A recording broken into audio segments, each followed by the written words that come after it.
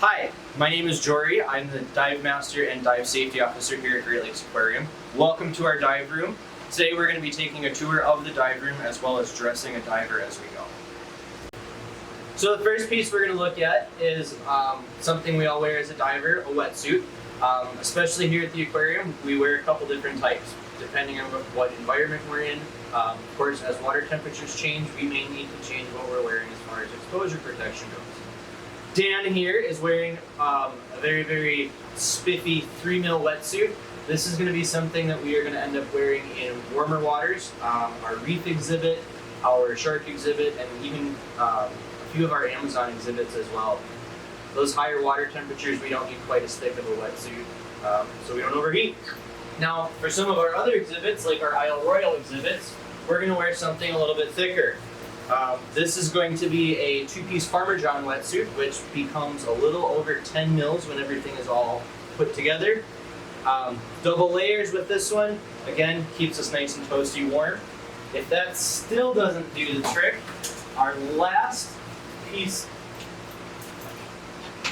that we can resort to is going to be a full dry suit.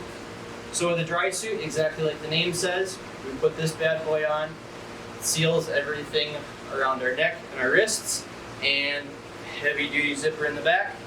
We can get in the water and we do not get wet other than our hands and head, which is very, very nice for those cold waters and longer dive times. Alright, so our next piece of equipment we're going to look at is what we call a Scuba Kit, or a lot of us know it also as a tank, BCD, or buoyancy compensator, and a regulator. So the first thing, of course, we have a high pressure cylinder. That's going to be our gas supply. Attached to that, we have what we call our BC, or buoyancy compensator. We're going to give Dan this one right here. Puts on just like a backpack. And of course, we would have our cylinder sitting in the back. Now, of course, we can't breathe high pressured air, so we add a regulator to this system, which has a mouthpiece, a way to inflate our BCD, and a gauge so we know how deep we are, as well as what our air supply is. This would connect to the back of the tank, is routed around, plugs in, and Dan is now able to both breathe and inflate his BC. Here at the aquarium, we don't do a whole lot of neutral buoyancy diving just because we want to stay on the bottom, whether we're cleaning or feeding a lot of our animals. But if we do open water dives, of course, we want to stay off the bottom, so that BC becomes very, very important. The other piece that this adds in is an integrated weight system. That way we don't have to wear a weight belt. Everything is already all clipped in. All pieced together, you're officially a scuba diver. Alright, so I talked a little bit about tanks. Here at the Great Lakes Aquarium, we have our own filling system, which we use to fill all of our scuba tanks. So, behind me, you'll see a compressor. Compressor is a little bit more complicated than your typical shop compressor at home.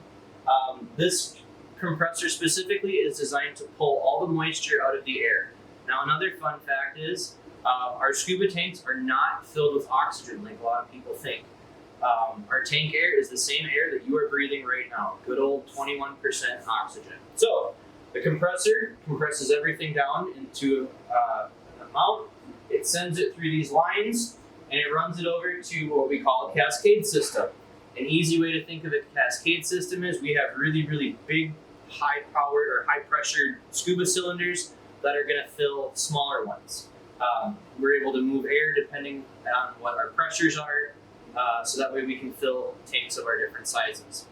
When we're all done, we can unhook the tank, attach it to our scuba gear or our kit that you just saw, and we can go dive. Alright, so we got our BC, we got our wetsuit, we're missing a tank on hand, if that's okay. So, what else do we need? We can't see underwater. Oh, we need a mask. Here you go, Dan. There's a mask. But before you get to put your mask on, because everybody likes hats, we have hoods. So here's a hood for Dan. This will keep his head nice and warm. Again, we have hoods of different sizes, depending on what our water temperature is. Dan, Probably wouldn't want to wear a hood if he's diving in our reef exhibit or shark tank, but you never know. Keeps your head nice and warm. So guys, hood on. Gloves. Everybody likes gloves. Gloves, depending on what we're doing, again, some of us like to wear a little bit thicker gloves, some of us like thinner gloves. Water exposure is going to be a big thing as always. Thicker gloves mean better warmth. So once Dan's got the gloves, the mask, and our last official piece. A lot of us, again, we don't like to wear these in here, but we do always have fins. And with that, now we are ready to go and dive. Thanks for taking a quick look around our gear room with us today. Again, we can't wait to see everybody back as soon as we open.